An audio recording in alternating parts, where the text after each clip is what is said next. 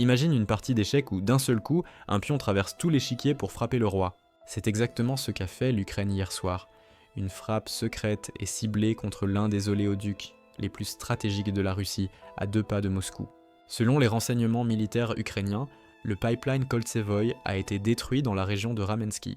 Long de 400 km, il alimentait directement l'armée russe en essence, diesel et kérosène, transportant jusqu'à 7 millions de tonnes de carburant par an.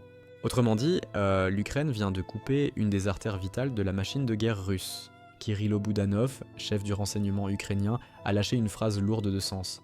Nos frappes ont plus d'impact que les sanctions. Un message clair pour Moscou.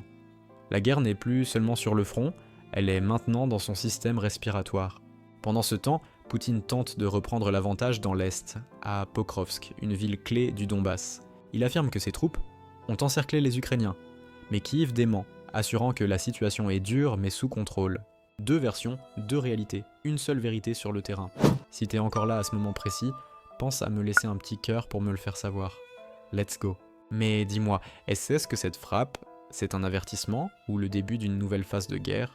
Et surtout, jusqu'où l'Ukraine peut aller avant que Moscou ne riposte directement sur son territoire? La Russie, de son côté, continue de pilonner les infrastructures ukrainiennes.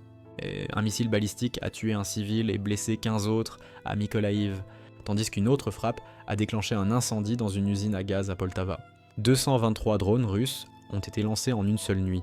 206 abattus, mais 17 ont touché leur cible. Une guerre d'usure où chaque côté cherche à faire plier l'autre par la peur, la fatigue et la stratégie. Alors dis-moi, cette attaque sur l'oléoduc, tu la vois comme un tournant stratégique ou une simple démonstration de force? Et selon toi, qui prend vraiment l'avantage dans cette guerre de nerfs? Et si tu veux continuer à vivre l'actualité autrement, tu sais déjà où nous trouver.